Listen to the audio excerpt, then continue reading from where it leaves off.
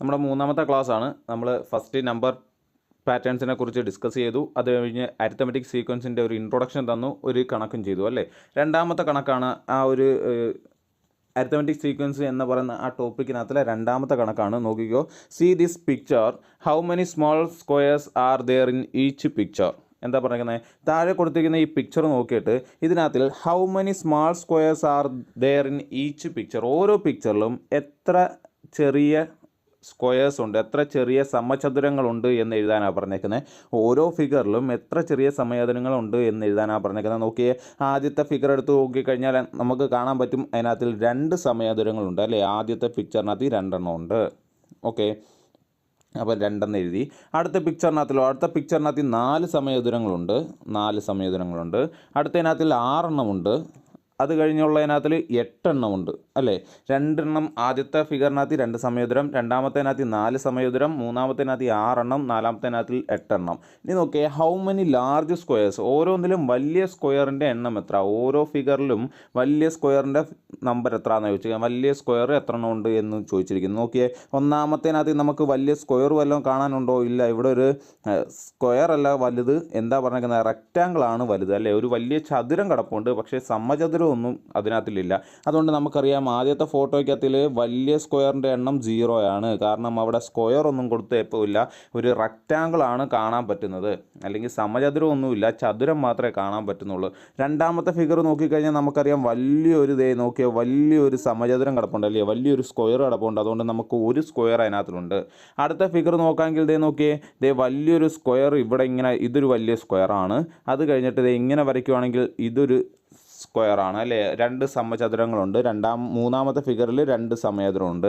അതേപോലെ നമ്മൾ നോക്കുകയാണെങ്കിൽ നാലാമത്തേനകത്തിൽ എത്ര ഉണ്ട്? 1, 2, 3 അല്ലേ. 3 സമചതുരങ്ങളുണ്ട്. നാലാമത്തെ ഫിഗറിനകത്ത് 3 സമചതുരങ്ങളുണ്ട്, 3 സ്ക്വയേഴ്സ് ഉണ്ടെന്ന് പറയാം. Okay, how many squares in each picture എന്നാണ് ചോദിക്കുന്നത്. How many squares in each picture. Okay, വലിയ സമചതുരം എത്ര ഉണ്ടെന്ന്, ചെറിയ സമചതുരങ്ങൾ എത്ര ഉണ്ടെന്ന് നമ്മൾ കണ്ടുപിടിച്ചു.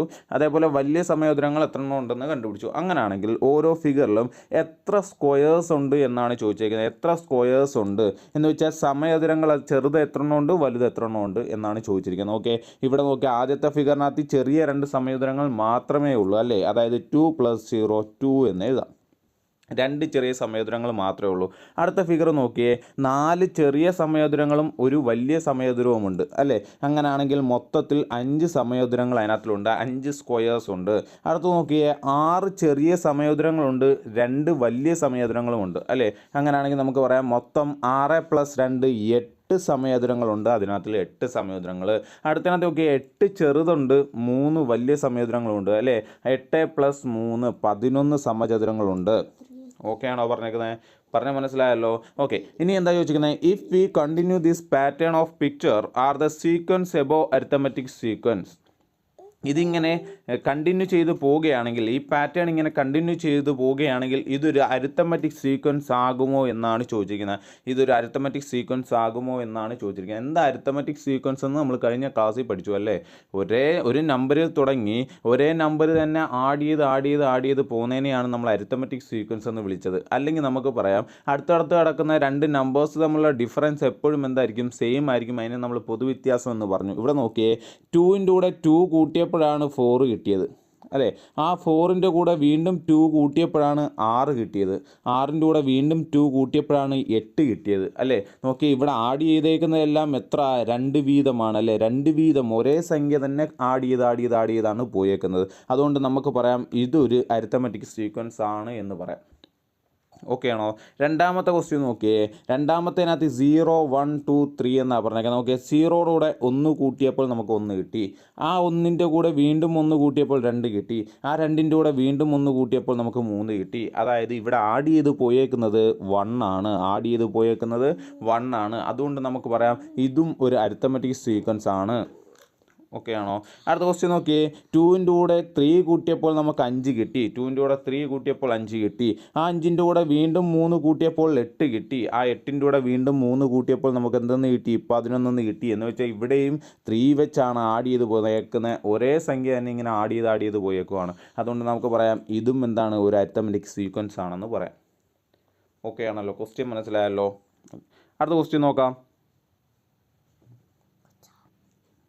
In the picture below, the perpendiculars drawn from the bottom lines are equally spaced. Show that the sequence of the heights of the perpendiculars on continuing this form an arithmetic sequence. എന്താ പറഞ്ഞേക്കുന്നത്? ദേ ഇവിടെ ഒരു figure കൊടുത്തിട്ടുണ്ട്. ഈ ഫിഗറിനകത്തിൽ താഴത്തെ space കണ്ടോ, താഴത്തെ space equally spaced ആണെന്ന് വെച്ചാൽ താഴെ കൊടുത്തിരിക്കുന്നത് ദേ ഒരു ഫിഗർ കൊടുത്തേക്കുന്നുണ്ടോ, ആ ഫിഗറിനകത്തിൽ നമുക്കൊരു പേര് കൊടുക്കാം, ഇതിനകത്ത് നമ്മൾ PQRST എന്ന് പേര് കൊടുക്കുകയാണെങ്കിൽ നോക്കിയേ, ഇവിടെ ഒരു ഫിഗർ കൊടുത്തിട്ടുണ്ട് അല്ലേ. ആ ഫിഗറിനകത്ത് നോക്കിയേ, പി എന്നും പറയുന്ന PQRST എന്ന് പറയുന്ന ഓരോ പോയിന്റിൽ നിന്നും നമ്മൾ ഓരോ പെർപെൻഡിക്കുലർ വരച്ചിട്ടുണ്ട്. ഓരോ പോയിന്റിൽ നിന്നും നമ്മൾ എന്ത് ചെയ്തു, ഓരോ പെർപെൻഡിക്കുലർ വരച്ചിട്ടുണ്ട്. ഈ പെർപെൻഡിക്കുലർ വരച്ചേക്കുന്നത് ഈക്വലി സ്പേസ്ഡ് ആയിട്ടാണ്. എന്ന് വെച്ച് കഴിഞ്ഞാൽ Pനും Qനും ഇടയിലുള്ള ദൂരം ഈക്വലാണ്, Qനും Rനും ഇടയിലുള്ള ദൂരവും ഈക്വലാണ്, Rനും Sനും ഇടയിലുള്ള ദൂരവും ഈക്വലാണ്, Sനും Tക്കും ഇടയിലുള്ള ദൂരവും ഈക്വലാണ്. അങ്ങനെ ഈക്വലി സ്പേസ്ഡ് ആയിട്ടുള്ള കുറേ ലംബങ്ങൾ വരച്ചിട്ടുണ്ട്, കുറേ പെർപെൻഡിക്കുലേഴ്സ് വരച്ചിട്ടുണ്ട്. ആ പെർപെൻഡിക്കുലേഴ്സിന് നമുക്ക് പേര് കൊടുക്കാം ABCDE എന്ന് പേര് കൊടുത്തു കഴിഞ്ഞാൽ കണ്ടോ, PA എന്ന് പറയുന്ന ഒരു പെർപെൻഡിക്കുലർ, QB എന്ന് പറയുന്ന പെർപെൻഡിക്കുലർ, RC എന്ന് പറയുന്ന പെർപെൻഡിക്കുലർ, SD എന്ന് പറയുന്ന പെർപെൻഡിക്കുലർ, TE എന്ന് പറയുന്ന പെർപെൻഡിക്കുലർ. ഇതിൻ്റെ എല്ലാം ഹൈറ്റ് എന്ന് പറയുന്നത് ഒരു അരിത്തമെറ്റിക് സീക്വൻസിലാണെന്ന് തെളിയിക്കാനാണ് പറഞ്ഞേക്കുന്നത്. ഇതൊരു അരിത്തമെറ്റിക് സീക്വൻസിലാണ് ഇതിൻ്റെ എല്ലാം ഹൈറ്റ് എന്ന് പറയുന്നത് തെളിയിക്കാനാണ് പറഞ്ഞിരിക്കുന്നത്. ഓക്കെ, അതിന് നമുക്കതേ നോക്കിയേ, PA എന്ന് പറയുന്ന ആ ഒരു ലൈൻ ഉണ്ടല്ലോ, ആ ഒരു പെർപെൻഡിക്കുലർ, ആ പെർപെൻഡിക്കുലറിന് നമുക്ക് എക്സ് നീളമുണ്ടെന്ന് വിചാരിക്കുക. പെർപെൻഡിക്കുലറിൻ്റെ നീളം എക്സ് ആണെന്ന് വിചാരിക്കുക. PA എന്ന് പറയുന്ന പെർപെൻഡിക്കുലറിൻ്റെ നീളം എക്സ് ആണെന്ന് കരുതുക. ഓക്കെ ആണോ? അങ്ങനെയാണെങ്കിൽ ഇതേ നോക്കിയേ, QB എന്ന് പറയുന്ന പെർപെൻഡിക്കുലറിൻ്റെ സൈഡ് എത്രയാണ്? QB എന്ന് പറയുന്ന പെർപെൻഡിക്കുലറിൻ്റെ സൈഡ് എത്രയാണെന്ന് നമുക്ക് എങ്ങനെ കണ്ടുപിടിക്കാം? ഇതേ നോക്കിയേ. ഓക്കെ, ഇനി അടുത്ത് നോക്കിയേ, ദേ AB ഞാൻ താണ്ട് ഇങ്ങനൊരു വര വരയ്ക്കുന്നു, ഇങ്ങനൊരു വര വരച്ചു. ദേ അതേപോലെ ദേ ഇവിടെയും ഒരു വര വരയ്ക്കുന്നു. ഓക്കെ, മനസ്സിലായോ? ഞാൻ എന്ത് ചെയ്തു, എയിൽ നിന്നും കെയിലേക്ക് ഒരു വര വരയ്ക്കുന്നു. അതേപോലെ ബിയിൽ നിന്നും എല്ലിലേക്കും ഒരു വര വരയ്ക്കുന്നു. എയിൽ നിന്നും കെയിലേക്കും ബിയിൽ നിന്നും എല്ലിലേക്കും ഞാനൊരു വര വരയ്ക്കുന്നു. അപ്പോൾ നമുക്കിവിടെ രണ്ട് ട്രയാങ്കിൾ കിട്ടിയല്ലേ, AKB എന്ന് പറയുന്ന ഒരു ട്രയാങ്കിളും AKB എന്ന് പറയുന്ന ട്രയാങ്കിളും അതേപോലെ അതിൻ്റെ മേളിലുള്ള ഒരു ട്രയാങ്കിളും കിട്ടി. കണ്ടോ, AKB എന്ന് പറയുന്ന ഒരു ട്രയാങ്കിൾ കിട്ടി. അതേപോലെ BCL എന്ന് പറയുന്ന ഒരു ട്രയാങ്കിളും കിട്ടി. രണ്ട് ട്രയാങ്കിൾ എനിക്ക് അവിടെ കിട്ടി അല്ലേ. ആ രണ്ട് ട്രയാങ്കിളിലെ പ്രത്യേകത നോക്കാം നമുക്ക്. AK എന്ന് പറയുന്ന സൈഡും BL എന്ന് പറയുന്ന സൈഡും ഈക്വലാണ്. AK എന്ന് പറയുന്ന സൈഡും BL എന്ന് പറയുന്ന സൈഡും ഈക്വലാണ്. AK എന്ന് പറയുന്ന സൈഡും BL എന്ന് പറയുന്ന സൈഡും ഈക്വലാണ്. കാരണം എന്താ? അതേ നോക്കിയേ, AKക്ക് തുല്യമാണ് ഈ PQ എന്ന് പറയുന്ന സൈഡ്. കണ്ടോ, AKക്ക് തുല്യമാണ് ഈ PQ എന്ന് പറയുന്ന സൈഡ്. അതേപോലെ BLന് തുല്യമാണ് ഈ QR എന്ന് പറയുന്ന സൈഡ്. നമ്മൾ ആദ്യമേ പഠിച്ചു, ഇത് ഈക്വലി സ്പേസ്ഡ് ആണ്. അതുകൊണ്ട് PQൻ്റെ നീളവും QRൻ്റെ നീളവും ഈക്വലാണ്. ആ ഒറ്റ കാരണത്താൽ നമുക്ക് പറയാം AK എന്ന് പറയുന്നത് BLന് ഈക്വലാണ്. ഇനി പറഞ്ഞിട്ടുണ്ട്, ഇതിലെ ഓരോ പെർപെൻഡിക്കുലറും ഓരോ വരയും എന്താണെന്ന് പറഞ്ഞിട്ടുണ്ട്, ഇതിലെ ഓരോ വരയും പെർപെൻഡിക്കുലർ ആണെന്ന് പറഞ്ഞിട്ടുണ്ട്. അതുകൊണ്ട് നമുക്ക് പറയാം ആംഗിൾ K എന്ന് പറയുന്നത് 90 ഡിഗ്രി ആയിരിക്കും. അതേപോലെ ആംഗിൾ L എന്ന് പറയുന്നതും 90 ഡിഗ്രി ആയിരിക്കും. ആംഗിൾ K എന്ന് പറയുന്നതും ആംഗിൾ L എന്ന് പറയുന്നതും 90 ഡിഗ്രി ആയിരിക്കും. അത് തുല്യമായിരിക്കും. ഓക്കെ ആണോ? ഈ രണ്ട് കാര്യം പറഞ്ഞ് മനസ്സിലായല്ലോ. AK എന്ന് പറയുന്ന BL എന്ന് പറയുന്ന സൈഡിന് ഈക്വലാണ്. ആംഗിൾ K എന്ന് പറയുന്നത് ആംഗിൾ Lന് ഈക്വലാണ്. കാരണം രണ്ടും 90 ഡിഗ്രിയാണ്. ഇത് പെർപെൻഡിക്കുലർ ആണെന്ന് പറഞ്ഞിട്ടുണ്ട്. ഓക്കെ ആണല്ലോ? ഓക്കെ, നോക്കിയേ, ഈ പോയേക്കുന്നത് ഒരു സ്ട്രേറ്റ് ലൈൻ ആണല്ലേ. ഈ പോയേക്കുന്നത് എന്താണ്? ഒരു സ്ട്രേറ്റ് ലൈൻ ആണ്. അതുകൊണ്ട് തന്നെ ഇവിടെ ഉണ്ടാകുന്ന ആംഗിൾ എയും അതേപോലെ ഇവിടെ ഉണ്ടാക്കുന്ന ആംഗിളായ ആംഗിൾ ബിയും ഈക്വലാണ്. ആംഗിൾ എയും ആംഗിൾ ബിയും ഈക്വലാണ്. കാരണം അതൊരു സ്ട്രേറ്റ് ലൈൻ ആണ്. ആ സ്ട്രേറ്റ് ലൈനിൽ നിന്ന് വരച്ചേക്കുന്ന രണ്ട് വരകളാണ് ഈ രണ്ട് വരകൾ. ഇത് രണ്ടും പാരലൽ ആണെങ്കിൽ അതിൻ്റെ സൈഡിൽ കിടക്കുന്ന ഈ ആംഗിൾസ് എന്തായിരിക്കും? ഈക്വൽ ആയിരിക്കും. അതുകൊണ്ട് നമുക്ക് പറയാം ആംഗിൾ എ എന്ന് പറയുന്നത് എന്തിന് ഈക്വലാണ്? Angle bin ഈക്വലാണ്. നോക്കിയേ, രണ്ട് ട്രയാങ്കിൾ നമ്മൾ കൺസിഡർ ചെയ്തപ്പോൾ ഒന്നാമത്തെ ട്രയാങ്കിളിലെ ഒരു സൈഡും രണ്ട് ആംഗിളും മറ്റേ ട്രയാങ്കിളിൻ്റെ ഒരു സൈഡിനോടും രണ്ട് ആംഗിളിനോടും ഈക്വൽ ആണെങ്കിൽ നമുക്ക് പറയാം ആ രണ്ട് ട്രയാങ്കിൾ തുല്യമാണെന്ന് പറയാം. ഏതാ നമ്മുടെ നിയമം? ASA അല്ലേ? ASA angle side angle. ഒരു ട്രയാങ്കിളിലെ ഒരു സൈഡ് മറ്റൊരു ട്രയാങ്കിളിൻ്റെ ഒരു സൈഡിനോടും ഇതിലെ രണ്ട് ആംഗിൾ മറ്റൊരു ട്രയാങ്കിളിലെ രണ്ട് ആംഗിളിനോടും ഈക്വൽ ആണെങ്കിൽ ആ രണ്ട് ട്രയാങ്കിൾ എന്താണെന്ന് പറയാം? ഈക്വൽ ആണെന്ന് പറയാം. അതുകൊണ്ട് നമുക്ക് പറയാം ഇവിടുത്തെ ലെങ്തായ KB എന്ന് പറയുന്ന സൈഡും LC എന്ന് പറയുന്ന സൈഡും ഈക്വൽ ആണെന്ന് പറയാം. KB എന്ന് പറയുന്ന സൈഡും LC എന്ന് പറയുന്ന സൈഡും എന്താണെന്ന് പറയാം? ഈക്വൽ ആണെന്ന് പറയാം. KB എന്ന് പറയുന്ന സൈഡും LC എന്ന് പറയുന്ന സൈഡും എന്താണെന്ന് പറയാം? ഈക്വൽ ആണെന്ന് പറയാം. ഓക്കെ ആണോ? പറഞ്ഞാൽ മനസ്സിലായോ? അപ്പം ഞാനിവിടെ KBക്ക് Y എന്ന് കൊടുക്കുകയാണെങ്കിൽ LCയുടെ അളവും എത്രയാണ്? Y ആണ്. KBക്ക് Y എന്ന് കൊടുത്തു കഴിഞ്ഞാൽ LCയുടെ അളവും എത്രയാണ്? Y ആണ്. ഇത് ഇവിടെ നോക്കിയേ, PAയുടെ ലെങ്ത് ഞാൻ പറഞ്ഞു, PA എന്ന് പറയുന്നത് X ആണെന്ന് പറഞ്ഞു അല്ലേ? PA എന്ന് പറയുന്നത് X ആണ്. അങ്ങനെയാണെങ്കിൽ ഇതേ QB എന്ന് പറയുന്ന ഈ സൈഡ് കണ്ടോ? QB എന്ന് പറയുന്ന ആ പെർപെൻഡിക്കുലർ കണ്ടോ? ആ പെർപെൻഡിക്കുലറിനകത്തിൽ QB എന്ന് പറയുന്ന പെർപെൻഡിക്കുലർ ഞാൻ ഇപ്പുറത്തോട്ട് മാറ്റി വരയ്ക്കുന്നു. QB എന്ന് പറയുന്ന പെർപെൻഡിക്കുലർ അതിൻ്റെ നടുക്കുള്ളൊരു പോയിൻ്റ്, അതിൻ്റെ സൈഡിലുള്ളൊരു പോയിൻ്റ് അല്ല, ആ ലൈനകത്തുള്ളൊരു പോയിൻ്റാണ് K അല്ലേ? K. ഇപ്പം നമ്മൾ കണ്ടുപിടിച്ചു KB എന്ന് പറയുന്ന Y ആണ്. Q മുതൽ K വരെയുള്ള ദൂരം എത്രയാണ്? Q മുതൽ K വരെയുള്ള ദൂരം ദേ നോക്കി, Q മുതൽ K വരെയുള്ള ദൂരം എന്ന് പറയുന്ന PAക്ക് തുല്യമാണ് അല്ലേ? K മുതൽ Q വരെയുള്ള ദൂരം എന്ന് പറയുന്ന PA എന്ന് പറയുന്ന ലൈന് തുല്യമാണ്. അതുകൊണ്ട് നമുക്കവിടെ X എന്ന് കൊടുക്കാം. അങ്ങനെയാണെങ്കിൽ നമുക്ക് പറയാം Q മുതൽ B വരെയുള്ള മൊത്തം ലെങ്ത് എന്തായിരിക്കും? X + Y ആയിരിക്കും അല്ലേ? ഇവിടം വരെ X ഉണ്ട്, അത് കഴിഞ്ഞ് മേളി Y ഉണ്ട്. X + Y. ഓക്കെ, അപ്പം അപ്പോൾ ഒന്നാമത്തെ പെർപെൻഡിക്കുലറായ PAയുടെ സൈഡ് X ആണെങ്കിൽ, PAയുടെ ഹൈറ്റ് X ആണെങ്കിൽ രണ്ടാമത്തെ പെർപെൻഡിക്കുലർ എന്ന് പറയുന്ന Q മുതൽ K വരെയുള്ള ദൂരം PAക്ക് ഈക്വലാണ്. അതുകൊണ്ട് നമ്മൾ X എന്ന് എടുത്തു.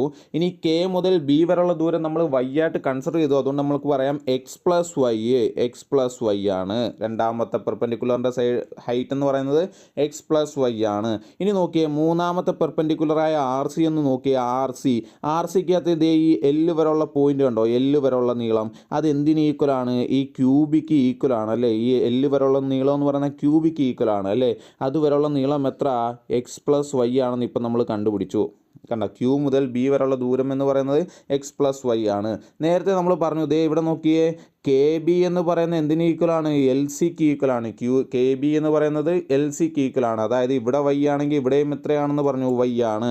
അങ്ങനെയാണെങ്കിൽ നമുക്ക് പറയാം ഇവിടുത്തെ ഹൈറ്റ് Y ആണ്. അങ്ങനെയാണെങ്കിൽ ടോട്ടൽ ഹൈറ്റ്, ആ പെർപെൻഡിക്കുലറിൻ്റെ ടോട്ടൽ ഹൈറ്റ് R മുതൽ C വരെയുള്ള ഹൈറ്റ് എന്ന് പറയുന്നത് എന്തായിരിക്കും? X + Yയുടെ കൂടെ എന്തും കൂടെ കൂട്ടണം? വീണ്ടും ഒരു Yയും കൂടെ കൂട്ടണം. X + Yയുടെ കൂടെ വീണ്ടും ഒരു Yയും കൂടെ കൂട്ടണം. അപ്പം നമുക്ക് X + 2Y എന്ന് കിട്ടും. ഓക്കെ ആണോ? ഓക്കെ, അടുത്ത പെർപെൻഡിക്കുലർ കൺസിഡർ ചെയ്താൽ ഇവിടുന്ന് ഇവിടം വരെയുള്ള ഹൈറ്റ് അല്ലേ? ഇവിടം വരെയുള്ള ഹൈറ്റ് എന്തായിരിക്കും? തുല്യമായിരിക്കും. എന്തിനോട്? RCയോട് തുല്യമായിരിക്കും.